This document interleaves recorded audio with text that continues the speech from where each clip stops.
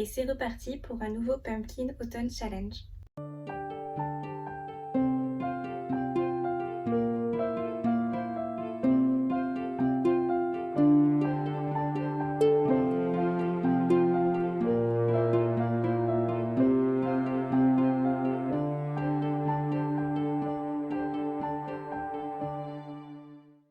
Bonjour amis des livres, c'est la chaîne du Cactus qui lit. Le Pumpkin Autumn Challenge est de retour, donc ne perdons pas de temps et c'est parti pour ma pile à lire. Pour le premier menu automne frissonnant et la première catégorie Ghost Hunt avec en mots-clés exorcisme, chasseur de fantômes, possession, enquête, j'ai choisi Le phare au corbeau de Rosanne Iliano.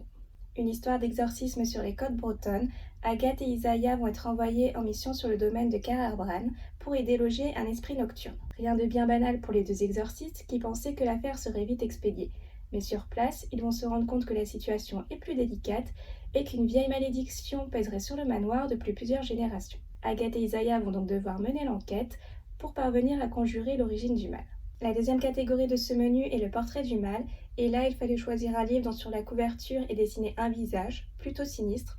Donc j'ai regardé dans ma pile à lire et là je me suis aperçue qu'en fait je n'avais pas beaucoup de portraits en couverture, mais j'ai finalement réussi à en dénicher un et c'est Que la mort soit douce de Laetitia Danae. Donc bon, c'est une moitié de visage, mais en tout cas il est quand même bien sinistre. En plus, on est dans le folklore mexicain sur la fête de la mort et les Santa Muerte, donc parfait pour la période d'Halloween et début novembre. Pour un petit résumé, on va y suivre Catel, elle est capable de voir les fantômes, mais au-delà de ça, la vie lui réserve un destin incroyable, celle de devenir une Santa Muerte. La troisième et dernière catégorie de ce menu est des Akuma Drops au milieu des lucioles, avec en mots-clés historique, drame, biographie, mémoire, frères et sœurs. Et là, mon choix a été rapide puisque j'ai pris un livre de fantaisie historique avec Le secret du roi de Marie Valente. Une histoire qui se passe à la cour de Versailles sous le règne de Louis XV avec des créatures rôdant dans la nuit telles que vampires, lycanthropes, sorcières. Un roman de cap et d'épée dans lequel on va y suivre Hippolyte, une jeune femme qui va se faire passer pour un homme et qui va devenir l'agent du roi avec comme mission celle de maintenir l'ordre dans la face cachée du royaume. Pour le deuxième menu automne de l'étrange, avec sa première catégorie les mystérieux habitants de Pottsfield, mots-clés automne, Halloween, Sahem, là j'ai choisi un petit livre jeunesse avec La légende d'Ercilia de Christine Rateau. Comme on le voit à la couverture, ce livre cadre parfaitement pour le thème d'Halloween. D'ailleurs, on va y suivre 4 adolescentes qui se réunissent pour cette soirée-là, pour se raconter des histoires qui font peur et se lancer des malédictions. 3 de ces filles pensaient d'ailleurs que les malédictions n'existaient pas, jusqu'à ce que Clarisse leur raconte la légende d'Ercilia. La deuxième catégorie de ce menu est la cueillette des champignons, avec en mots-clés forêt, poison, récolte, petit peuple. Et j'ai choisi Danse avec les lutins de Catherine Dufour. Une satire sociale sous fond de fantaisie qui aborde les thèmes de l'écologie, la politique, le terrorisme. Une multitude de créatures féeriques a l'air d'y être représentée et dans la ville de Scroon, on va y suivre un garçon nommé Figuin.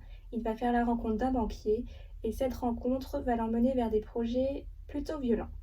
La troisième catégorie de ce menu est In the Dark Hire a Call avec en mots-clés Dark Fantasy, ambivalence, quête, duplicité, pouvoir, obscurité, lumière, destinée, loyauté, mauvaise influence. Et bien ça en fait des mots-clés pour cette catégorie.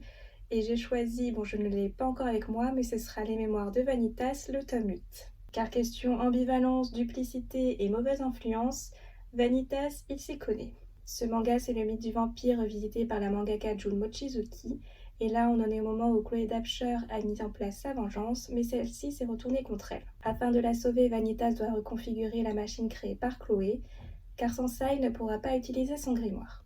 La dernière catégorie de ce menu est soit vent, rêve, cendre et néant, soit nuit, noire, âme et souhait, avec en mots-clés conte, gothique, macabre, sorcière, sauvetage, disparition. Et mon choix s'est porté sur Vers de lierre de Louise Lebar. Un conte fantastique et gothique dans lequel Olivier Moreau, un écrivain en manque d'inspiration, retourne dans le village de sa grand-mère récemment décédée. Il y renoue avec les souvenirs de son enfance et redécouvre un personnage de conte local populaire, le Ver de lierre, un vampire antique végétal qui le fascinait étant enfant.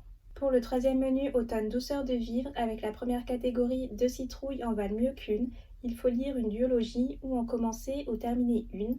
Et là j'ai choisi Oraison de Samantha Bailly puisqu'il s'agit de l'intégrale des 2 tomes d'origine. Je ne suis pas sûre que j'aurai le temps de la terminer en entier, mais je vais au moins me fixer l'objectif du premier tome, et si je lis plus, ce ne sera que du bonus. Dans cette histoire, on y suit 3 sœurs, l'une d'entre elles va se faire assassiner, les 2 autres vont tout faire pour retrouver le meurtrier et se venger, dans un royaume où la mort est un commerce florissant. La deuxième catégorie est la Maison Stanksters, avec en mots-clés humour, livre audio, podcast, série audio. Je trouve ça cool d'avoir fait une catégorie pour faire découvrir les livres audio, et comme j'avais commencé la série du sorceleur de cette manière, et bien pour moi ce sera donc en livre audio le tome 3 Le sang des elfes d'Andrzej Sapkowski, le tome où l'histoire est censée commencer. La princesse Ciri est l'unique survivante du royaume de Cintra. Alors qu'elle tente de fuir la capitale, elle croise la route de Geralt de Rive, qui la prend sous son aile et l'emmène à Kaer Morhen, l'antre des sorceleurs. Initiée aux arts magiques, Ciri va y révéler sa véritable nature et l'ampleur de ses pouvoirs qui vont attirer les convoitises. Un mage mystérieux est prêt à affronter le sorceleur afin d'atteindre sa protégée. La troisième catégorie de ce menu est « Il n'y a jamais trop d'épices dans ma pumpkin pie » avec en mots-clés nourriture, enfance, famille, transmission, plaisir non coupable. Et là, j'ai choisi Union mortelle pour un vampire de Canning May, car c'est toujours un plaisir non coupable de lire ces livres, car j'adore vraiment cet auteur. Dans cette histoire, on fait la rencontre d'Andrew West, un vampire, et à chaque fin d'année, les vampires doivent se réunir autour de leur roi, William, afin qu'il décide s'il leur laissera la vie ou pas. Sympa, surtout qu'Andrew West, il n'est pas dans les bonnes grâces du roi. Puis ses pairs le considèrent comme un vampire à midinette, alors blessé dans son ego, il va tout faire pour devenir plus monstrueux. Et pour ça, il n'a rien trouvé de mieux que d'aller voir Gordon Shepherd, un écrivain de romans d'horreur, pour aller lui demander des conseils. Pour la dernière catégorie de ce menu, c'est Chante-moi une chanson Cessna, avec en mots-clés mythes et légendes, voyage dans le temps, magie, dépaysement. Pour cette catégorie, ça sera pour moi Les oiseaux du temps d'Amal El-Mottar et Max Glaston. Bien que Bleu et Rouge soient 2 combattants ennemis d'une étrange guerre temporelle, une correspondance interdite va s'engager à travers les époques et les champs de bataille. Ces bêtes ne pouvant être lues qu'une seule fois, elles deviennent le refuge de leurs doutes et de leurs rêves. Un amour fragile et dangereux en naîtra, qu'il leur faudra préserver envers et contre tout. Un livre qui a reçu pas mal de prix et qui rentre dans le thème des voyages dans le temps, le Pumpkin Autumn Challenge sera pour moi l'occasion de me lancer dans cette lecture. Le dernier menu du Pumpkin Autumn Challenge est Automne rayonnant, avec la première catégorie We're All Born Naked and the West is Drag, mots-clés LGBTQIA+, amour de soi, diversité, inclusivité, et ça sera Cemetery Boys d'Aiden Thomas. Dans ce roman, on fait la connaissance de Yadriel, un jeune homme transgenre qui veut prouver à sa famille qu'il a bien le pouvoir d'invocation des hommes et non pas de celui de guérison des femmes. Accompagné d'une amie, il va aller invoquer l'esprit de son cousin récemment décédé. Yadriel va bien parvenir à invoquer un esprit, mais malheureusement, pas celui auquel il s'attendait.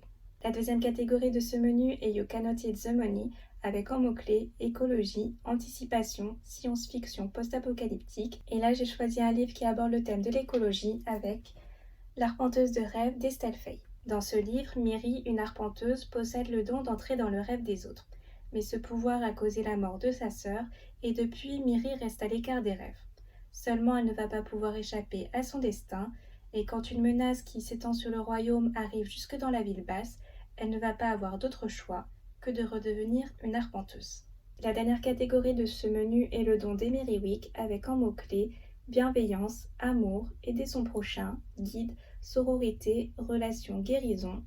Et pour cette dernière catégorie, j'ai choisi Les miracles du bazar Namiya de Keigo Higashino, car pour certains, il a l'air d'être décrit comme un feel-good japonais, et comme dans l'histoire, des personnes demandent conseil au propriétaire du bazar, je me suis dit qu'il pourrait rentrer dans cette catégorie. Pour un petit résumé, 3 jeunes hommes vont se réfugier dans le bazar après avoir commis un méfait. Ils vont découvrir une lettre écrite 32 ans plus tôt et adressée à l'ancien propriétaire du bazar dans une étrange boîte aux lettres qui semble être connectée aux années 1980.